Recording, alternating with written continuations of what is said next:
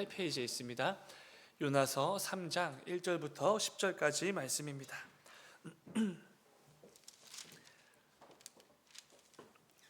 우리 오늘 본문 가운데 1절부터 5절까지 말씀만 한 절씩 교독하도록 하겠습니다. 오늘 본문 가운데 요나서 3장 1절부터 5절까지 말씀만 한 절씩 교독하고 마지막 5절은 함께 읽겠습니다. 제가 먼저 읽겠습니다. 여호와의 말씀이 두 번째로 요나에게 임하니라. 이르시되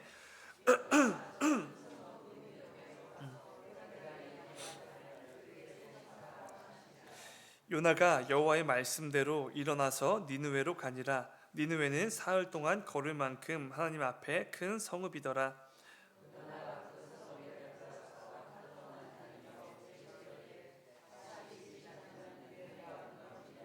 다 함께 니느웨 사람들이 하나님을 믿고 금식을 선포하고 높고 낮은 자를 막론하고 굵은 베옷을 입은지라. 아멘. 아멘. 잠시 기도하겠습니다. 사랑하는 주님, 아버지, 오늘도 우리의 새벽을 깨워주심에 감사를 드립니다. 또 무엇보다 또 새 하루를 허락하여 주시고 그 하루를 시작하게 하시고 예배로 또 하루를 열게 하시니 주여 진정으로 감사를 드립니다. 아버지, 이 새벽에도 주 앞에 나와 말씀과 찬양과 기도로 또 하루를 시작하는 또 새벽 기도자들 한 사람 한 사람을 기억하여 주시고 우리 모두에게 꼭 필요한 하나님의 음성을 허락하여 주시고 또 기도하는 가운데 하나님의 뜻이 분별되어지고 하나님께서 기뻐 여기실 만한 그 열매들을 믿음으로 결단해내는 귀한 기도의 시간들 될 수 있도록 아버지 은혜를 베풀어 주시옵소서. 오늘 하루도 우리에게 꼭 필요한 힘과 위로를 더하여 주셔서 하나님께서 기뻐 여기실 만한 그 열매들을 맺어 나가기에 부족함 없는 복된 하루를 보내는 우리 모두가 될 수 있도록 아버지 은혜를 베풀어 주시옵소서. 이 시간도 부족한 종을 통하여서 하나님 말씀이 선포되게 하시고 하나님 말씀을 붙들고 나아가는 우리 모두가 될 수 있도록 주님 인도하여 주시옵소서. 주님 감사합니다. 거룩하신 예수님의 이름으로 기도드렸습니다. 아멘. 아멘. 여러분, 이번 주 토요일에 초등부, 유년부 겨울 성경학교가 진행이 됩니다. 예수님처럼 선택해요라는 주제를 가지고 우리 초등부, 유년부 친구들과 함께 성경학교를 진행하게 되는데요. 여러분, 그 가운데 이번 한 주간 꼭 함께 기도해 주셔서 이번 주제를 통하여서 아이들에게 말씀이 선포되고 또 함께 찬양도 하고 율동도 하고 또 기도도 하고 여러 가지 프로그램들 진행할 때 하나님께서 성경을 통해 우리에게 가르쳐 주신 그 예수님처럼 선택하라라는 가치관이 우리 아이들에게 심겨지는 귀한 성경학교 될 수 있도록 이번 한 주간 꼭 함께 기도해 주시기 바랍니다. 오늘 함께 읽은 말씀을 가지고 요나의 반쪽짜리 순종, 이런 제목으로 함께 말씀 나누도록 하겠습니다. 요나는 하나님 말씀에 불순종했습니다. 그리고 요나는 하나님 말씀을 정면으로 거역하고 하나님께서 가라고 하셨던 니느웨와는 정반대 방향이었던 다시스로 도망을 치게 됩니다. 근데 그때에 요나가 이 배를 타고 도망을 치지 않습니까? 그 배 위에서 큰 폭풍을 만났고 결국 요나는 깊은 바다로 던져짐을 당하게 됩니다. 그 후에 하나님께서 미리 예비해 두신 큰 물고기에게 삼켜져서 3일 밤낮을 물고기 뱃속에서 지내게 되죠. 요나는 그 고통과 비참함 속에서 비로소 하나님께 나아갔고 기도했고 그 가운데 하나님의 이름을 간절하게 부르기 시작하게 됩니다. 하나님께서는 요나의 그 기도를 들으시고 물고기를 통해 요나를 안전한 육지에 토해내게 하셨습니다. 그리고 이어지는 오늘 본문의 이 3장부터는 다시 한번 하나님의 선지자로서 살아가게 된 요나가 어떤 삶을 살아가게 되는지에 대해서 기록하고 있습니다. 그런데 안타깝게도 하나님께서 예비해 주신 그 모든 상황들을 경험한 요나임에도 불구하고 요나는 여전히 엉터리 같았고 여전히 하나님 말씀에 온전하게 순종하지 못하는 그런 모습을 보였다는 것입니다. 오늘 새벽에는 그런 엉터리 같은 요나의 모습을 통하여서 우리의 삶을 점검하고 또 그 가운데 하나님께서 주시는 은혜를 좀 나누어 보려고 합니다. 오늘 본문은 이렇게 시작이 됩니다. 1절과 2절입니다. 여호와의 말씀이 두 번째로 요나에게 임하니라. 이르시되 일어나 저 큰 성읍 니느웨로 가서 내가 네게 명한 바를 그들에게 선포하라 하신지라. 아멘. 하나님께서는 말씀에 불순종하여 도망을 치다 사실상 붙잡힌 것과도 같은 이 요나에게 또 한 번의 기회를 주시죠. 선지자로서 사명을 감당할 수 있도록 해 주신 것입니다. 요나의 말씀이 두 번째로 임하니라. 여호와의 말씀이 요나에게 두 번째로 임하니라. 창조주 하나님께서 당연히 그럴 필요가 없으셨음에도 불구하고 피조물에 불과한 요나에게 또 한 번의 기회를 주시고 또 한 번의 말씀을 허락해 주신 것입니다. 그 가운데 다시 한번 니느웨로 갈 수 있는 기회를 주셨고, 그 니느웨로 가서 하나님의 말씀과 뜻을 선포하는 선지자로서의 사명을 감당하게 해 주신 것입니다. 자칫 불순종의 대명사로 그 삶이 끝났을 수도 있는 이 요나에게 하나님께서 다시 한번 큰 은혜를 베풀어 주신 것이지요. 그렇다면 여러분, 하나님께서 이 정도까지 요나에게 은혜를 베풀어 주셨고 요나를 위해서 일하셨다면 요나는 적어도 최소한 한 번 정도는 하나님 말씀에 순종해야 되는 게 마땅하지 않겠습니까? 그런데 요나는 그럼에도 하나님 말씀에 또 한 번 불순종하는 모습을 보였다는 것입니다. 본문 3절입니다. 요나가 여호와의 말씀대로 일어나서 니느웨로 가니라. 니느웨는 사흘 동안 걸을 만큼 하나님 앞에 큰 성읍이더라. 하나님께서 요나에게 다시 한번 말씀을 주셨습니다. 그리고 다시 한번 니느웨로 가서 하나님 말씀을 선포하는 사명을 또 한 번 맡겨 주신 것이지요. 근데 요나가 이번에는 조금 다른 것 같습니다. 하나님 말씀을 들었고 정말로 일어났고 니느웨로 곧장 향했습니다. 그리고 정말로 하나님의 말씀을 니느웨 사람들에게 선포하기 시작하지요. 본문 4절입니다. 요나가 그 성읍에 들어가서 하루 동안 다니며 외쳐 이르되 40일이 지나면 니느웨가 무너지리라 하였더니, 이번에는 하나님 말씀에 순종한 것처럼 보이지 않습니까? 요나가 그래도 이제라도 정신을 차렸고 선지자로서의 사명을 충성스럽게 감당하는 것처럼 보입니다. 그런데 말씀을 자세히 읽어보면 실제로는 그렇지가 않지요. 사실 요나는 이번에도 하나님 말씀에 불순종했다는 것을 우리는 잘 알 수 있습니다. 3절 뒷부분을 다시 보시면은 니느웨를 성경은 이렇게 말씀합니다. 니느웨는 사흘 동안 걸을 만큼 하나님 앞에 큰 성읍이더라.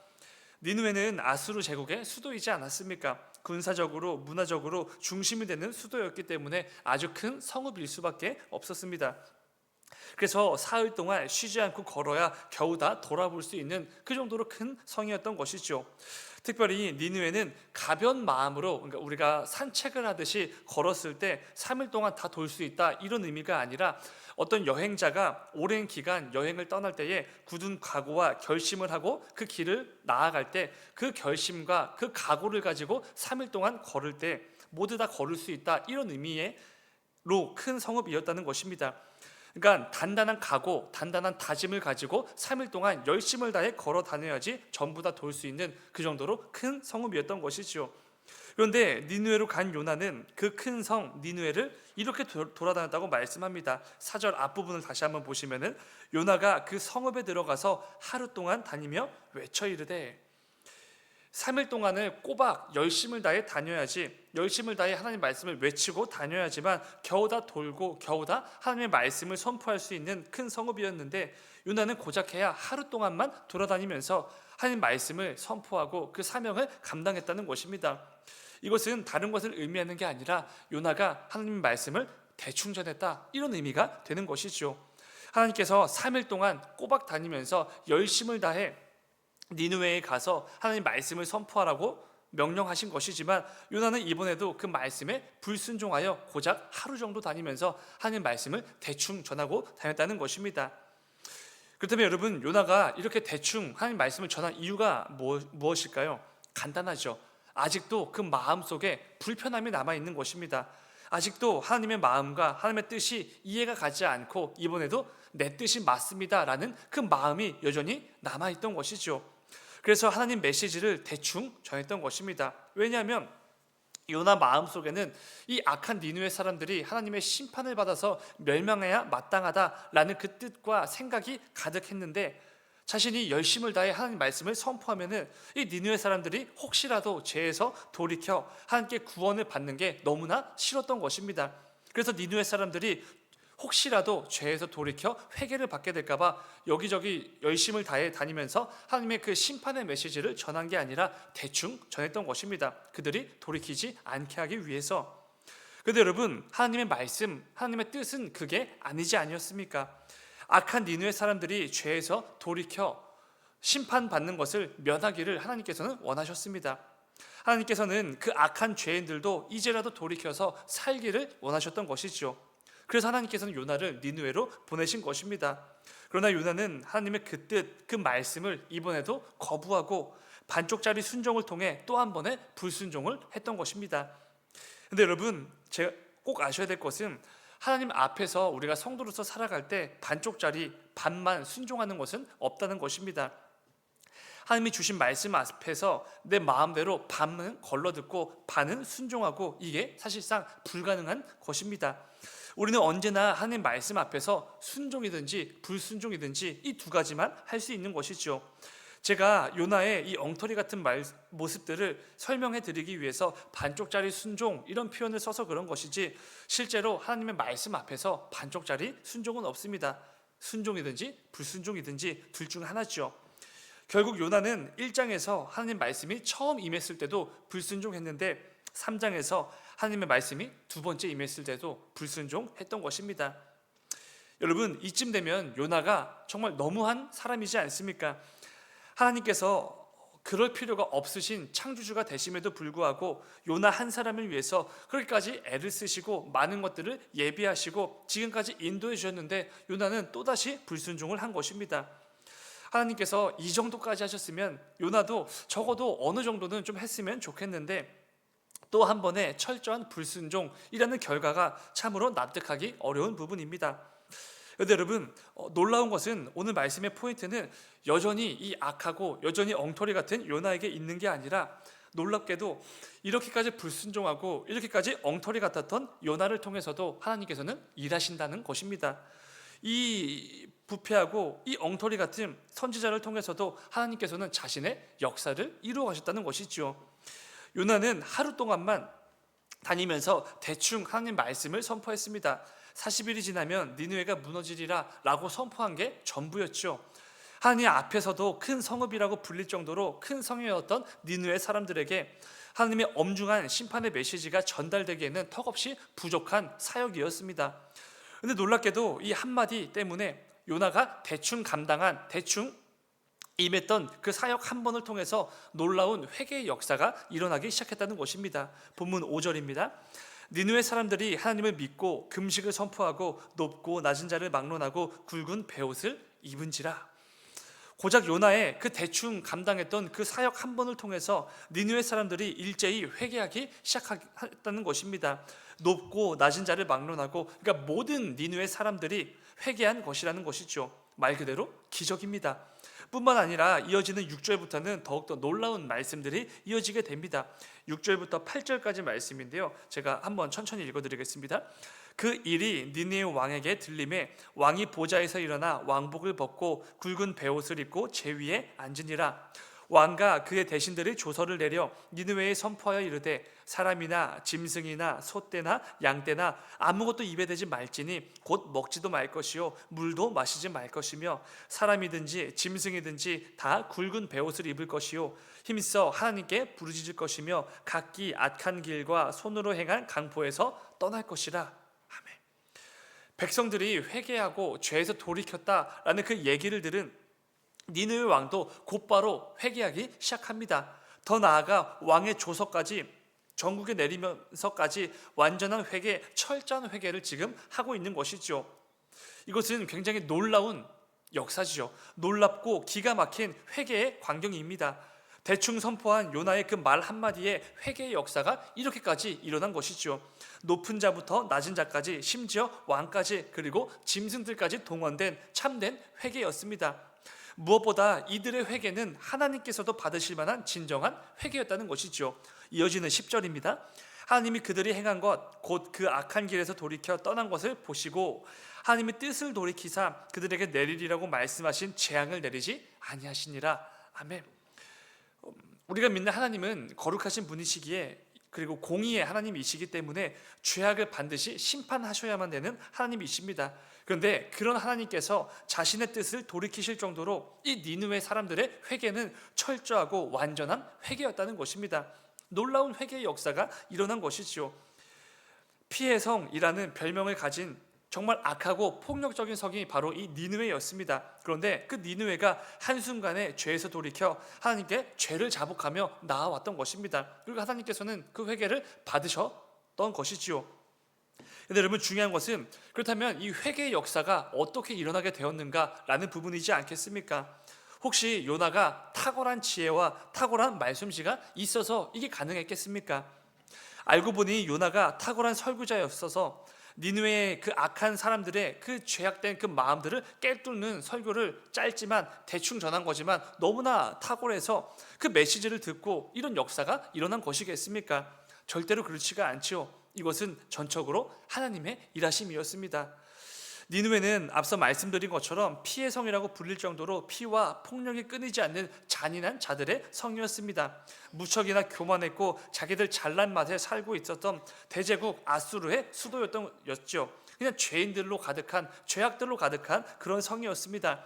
그런데 그렇게 악한 성이 선지자 요나가 전한 메시지 한 번으로, 대충 감당한 그 사역 한 번으로 모든 교만과 죄악을 벗어던지고 겸손함으로, 회개함으로 하나님께 돌이켰다. 이거는 불가능한 일이었습니다. 오직 하나님만이 하실 수 있는 일이었던 것이지요. 전능하신 하나님께서 엉터리였고 무능한 선지자였던 그 요나를 도구 삼아 놀랍고 참된 회개의 역사를 하나님께서 이루어 가셨다는 것입니다.